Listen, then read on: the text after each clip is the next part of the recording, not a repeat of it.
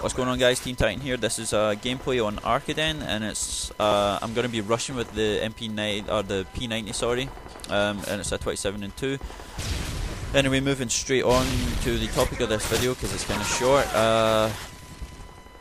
I'm going to teach you, or I'm going to give you some tips on how to rush effectively on Call of Duty, and probably, or I'm not going to say probably, hopefully help your gameplay. So first tip really is choose an SMG that you're comfortable with. Don't use an SMG because you think that it's overpowered, or you think that it's, you know, the one to use. Like perhaps the first thing that comes to mind is the MP7. A lot of people use the MP7 because the big commentators or the, you know, the MLG guys are using it. It's not actually the best. Well, for me, it's not the best submachine gun in the game. I think that all the SMGs are equally balanced. They all have their traits, and for me, my personal preference is the P90. I've loved it since Modern Warfare 2 when I started to play Call of Duty. So I'm pretty comfortable with it, and I'm not quite sure, I'd probably say it's my favourite gun in Call of Duty series. So anyway, moving on.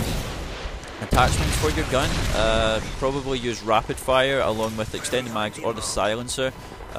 Proficiency is, I would say, use the dual attachments, because that way you can get rapid fire along with the attachment that you would probably use anyway. So perks, moving for the blue perk, I would say extreme conditioning or scavenger. I'm using scavenger right now because I expect to get a lot of kills.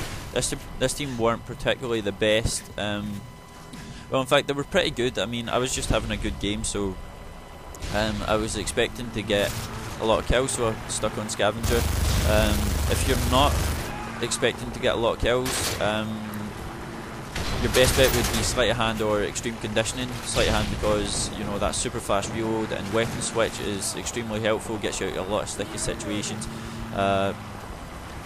Extreme conditioning, I was going to say marathon, but extreme conditioning gets you around the map so much quicker, and you'll find yourself getting into those hairy situations, and, you know, high risk, high reward. Basically, that's the rule when you're playing any kind of rush gameplay. So the red perk, probably use hardline, get those kill streaks a little bit faster,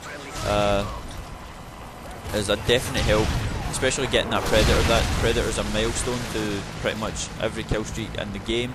As soon as you get the predator, you've got your helicopter, your Reaper, a couple of kills later with the Reaper, I guess. But moving on to your AC-130, you pretty much, it's game changing really if you get that predator missile. So, and it's always been like that since Modern Warfare 2.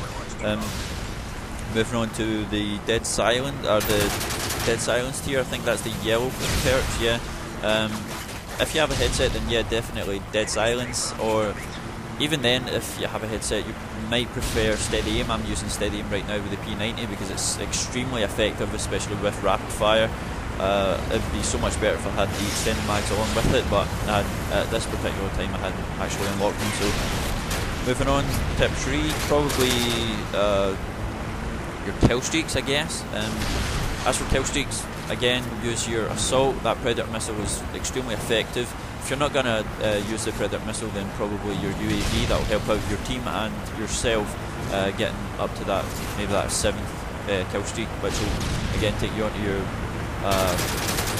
Reaper, or, you know, your AH Overwatch, things like that. And your AC-130 or Osprey gunner if you're feeling lucky.